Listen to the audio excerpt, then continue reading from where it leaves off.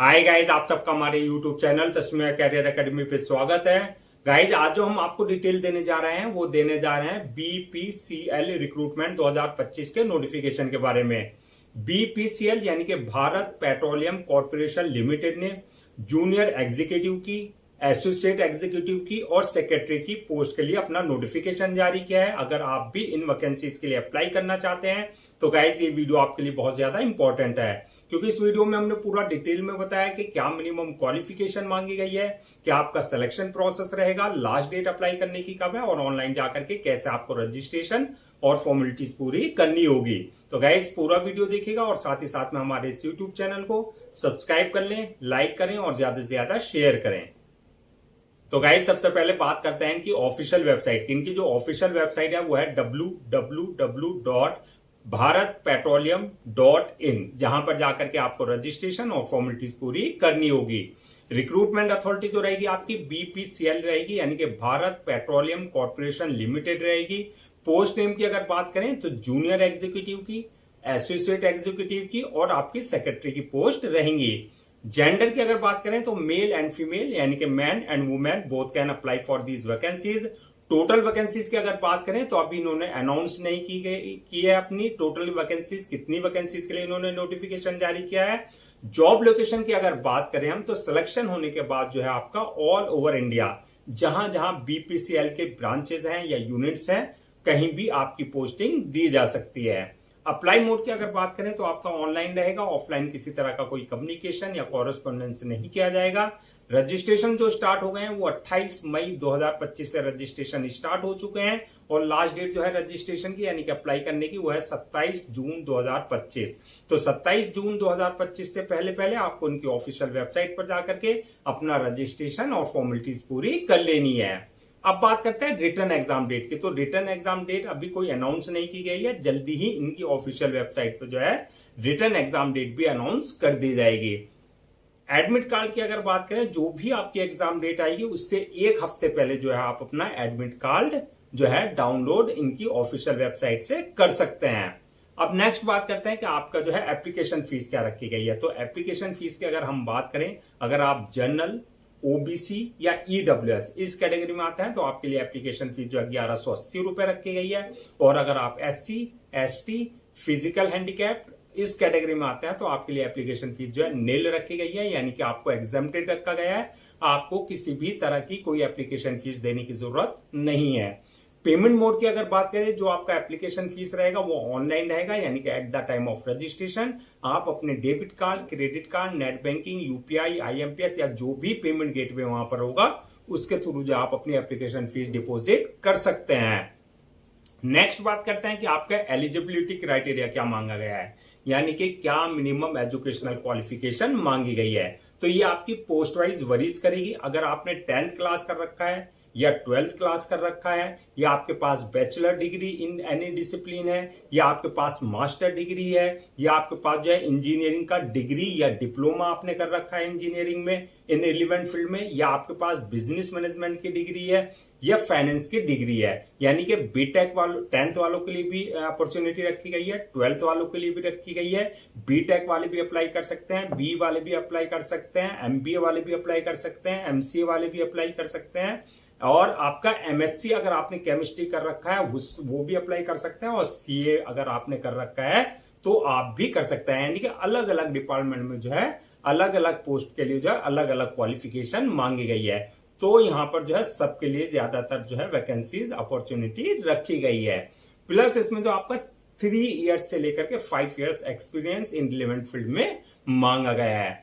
अब बात करते हैं कि आपका एज रिलैक्सेशन को। तो एज रिलैक्सेशन की अगर बात करें तो मिनिमम 18 साल और मैक्सिमम 35 साल रखी गई है। 18 और 35 के बीच में अगर आपकी एज है तो आप इन वैकेंसीज के लिए अप्लाई कर सकते हैं। एज रिलैक्सेशन की अगर बात करें तो एज पर गवर्नमेंट रूल्स एंड रेगुलेशन जो रिजर्व कैटेगरीज वाले हैं, जैसा आपका एससी हुआ, एसटी हुआ, ओबीसी वगैरह, उनको जो एज रिलैक्सेशन दिया जाता है वो प्रॉपर उनको एज रिलैक्सेशन दिया जाएगा। नेक्स्ट बात करते हैं कि आपका सिलेक्शन प्रोसेस क्या रहेगा। तो सिलेक्शन प्रोसेस की अगर हम बात करें तो इसमें मल्टीपल स्टेजेस रहेंगी जो आपको क्लियर करनी होगी। फर्स्ट स्टेज जो रहेगी उसमें रहेगी आपकी स्क्रीनिंग एप्लीकेशंस, यानी कि जितने भी एप्लीकेंट है, जितने भी कैंडिडेट्स ने अप्लाई किया है उनकी जो एप्लीकेशन आएगी उनको आपका जो है स्क्रीनिंग की जाएगी, यानी कि शॉर्ट लिस्टेड किया जाएगा। कैंडिडेट को शॉर्ट लिस्टेड किस बेसिस पे किया जाएगा, वो किया जाएगा जो जिस पोस्ट के लिए आपने अप्लाई किया है उसका जो क्राइटेरिया रखा गया है, यानी कि जो एजुकेशनल क्वालिफिकेशन मांगी गई है प्लस एक्सपीरियंस, उस बेसिस पे जो है एप्लीकेशंस को कैंडिडेट्स को जो है शॉर्ट लिस्टेड किया जाएगा। जो कैंडिडेट शॉर्ट लिस्टेड किए जाएंगे, यानी कि जो एप्लीकेशन की स्क्रीनिंग होगी, उसके बाद जो है सेकंड स्टेज रहेगी उनकी रिटन एग्जामिनेशन की, यानी कि उनको रिटन एग्जामिनेशन में बैठने की परमिशन मिलेगी।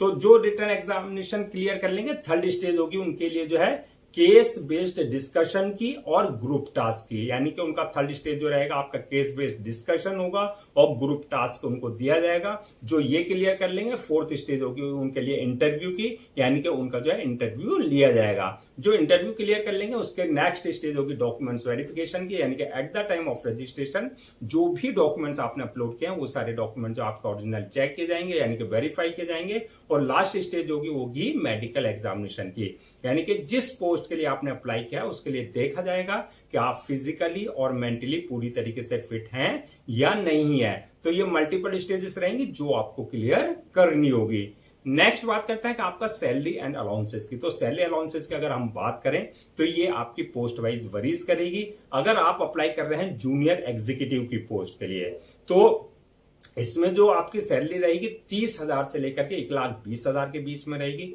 और अगर आपने अप्लाई किया है एसोसिएट एग्जीक्यूटिव की पोस्ट के लिए, तो आपकी जो सैलरी रहेगी बेसिक सैलरी वो 40,000 से लेकर के 1,40,000 के बीच में रहेगी। यानी कि आपका सिलेक्शन होने के बाद जैसे जैसा आपका एक्सपीरियंस हो जाएगा उसके अकॉर्डिंग आपका प्रमोशन और इंक्रीमेंट होता रहेगा।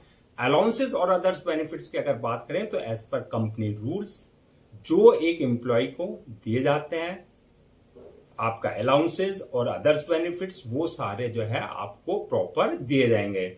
नेक्स्ट बात करते हैं कि आपका जो है अप्लाई करने से पहले क्या क्या डॉक्यूमेंट्स आपको रेडी रखना है। तो डॉक्यूमेंट्स की अगर बात करें तो सबसे पहले जो आपके एकेडमिक सर्टिफिकेट्स हैं, चाहे वो आपकी 10th की मार्कशीट है, 12th की मार्कशीट है या सर्टिफिकेट है, या जो आपकी प्रोफेशनल डिग्री है, यानी कि जो आपकी हाईएस्ट डिग्री है, चाहे वो आपकी बैचलर डिग्री है या मास्टर डिग्री है, चाहे वो आपने सेमेस्टर वाइज किया चाहे आपने ईयर वाइज किया, वो सारे डॉक्यूमेंट जो आपको पहले से स्कैन कॉपी करा करके रखने हैं। इसके अलावा जो आपका एक्सपीरियंस सर्टिफिकेट है, कंसर्न अथॉरिटी और कंसर्न डिपार्टमेंट से जो आपके पास एक्सपीरियंस लेटर होना चाहिए। इसके अलावा बर्थ सर्टिफिकेट, यानी कि 10th की मार्कशीट में अगर आपका डेट ऑफ बर्थ मेंशन नहीं है तो बर्थ सर्टिफिकेट आपके पास जो कंसर्न अथॉरिटी से होना चाहिए। इसके अलावा जो आपका डोमिसाइल सर्टिफिकेट, इनकम सर्टिफिकेट, यानी कि अगर आप ईडब्ल्यूएस इकोनॉमिकली वीकर सेक्शन का किसी तरह का कोई रिजर्वेशन ले रहे हैं तो इनकम सर्टिफिकेट आपके पास होना चाहिए। डिसेबिलिटी सर्टिफिकेट, यानी कि अगर आप फिजिकल हैंडीकैप का किसी तरह का कोई रिजर्वेशन ले रहे हैं तो डिसेबिलिटी सर्टिफिकेट आपके पास जो कंसर्न अथॉरिटी से आपके पास होना चाहिए। इसके अलावा आईडी प्रूफ और एड्रेस प्रूफ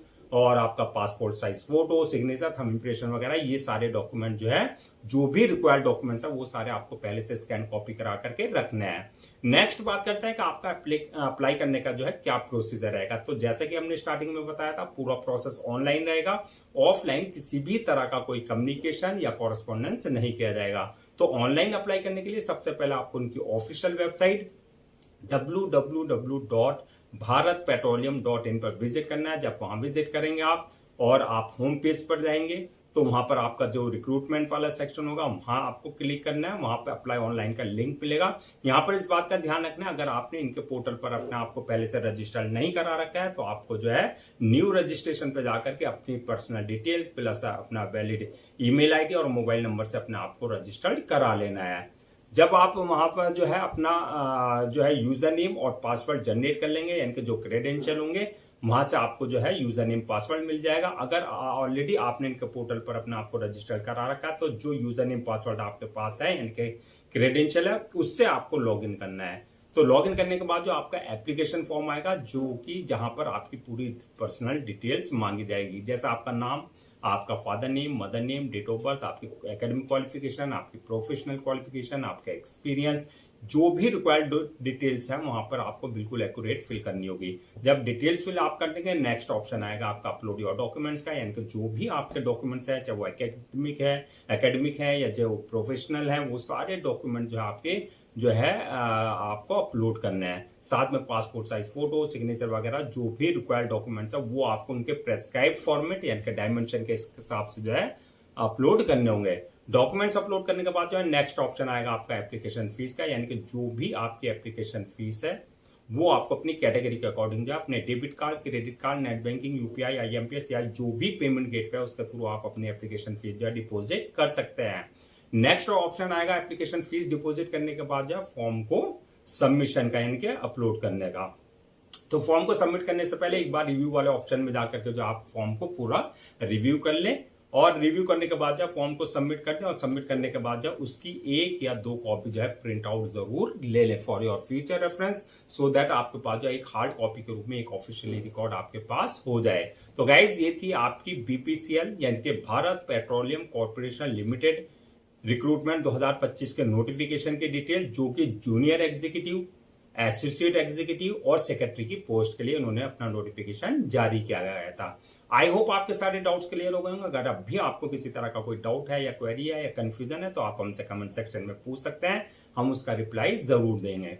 मैं एक बार फिर से रजिस्ट्रेशन डेट और लास्ट डेट जो है रजिस्ट्रेशन की वो रिमाइंड करा देता हूं, सो दैट आप उसे नोट डाउन कर ले। रजिस्ट्रेशन जो स्टार्ट हो गए हैं वो 28 मई 2025 से ऑलरेडी रजिस्ट्रेशन स्टार्ट हो चुके हैं, और लास्ट डेट जो है रजिस्ट्रेशन की यानी कि अप्लाई करने की वो है 27 जून 2025। तो 27 जून 2025 से पहले आपको उनकी ऑफिशियल वेबसाइट पर जाकर के अपना रजिस्ट्रेशन और फॉर्मेलिटीज पूरी कर लेनी है। गाइस हम आपके लिए जितने भी गवर्नमेंट जॉब्स हैं या गवर्नमेंट एग्जाम्स है उससे रिलेटेड जितने भी अपडेट्स होते हैं उस पर वीडियोस लेकर आते हैं। इसके साथ साथ जो है प्रॉपर कैरियर गाइडेंस पर आपके लिए वीडियोस लेकर आते हैं। अगर आप भी चाहते हैं कि आपको प्रॉपर कैरियर गाइडेंस मिलते रहे, साथ ही साथ में आपको गवर्नमेंट जॉब्स और गवर्नमेंट एग्जाम्स के पूरे अपडेट्स मिलते हैं, तो आप लोगों से मेरी रिक्वेस्ट है आप हमारे इस यूट्यूब चैनल को सब्सक्राइब कर लें, लाइक करें और ज्यादा से ज्यादा शेयर करें।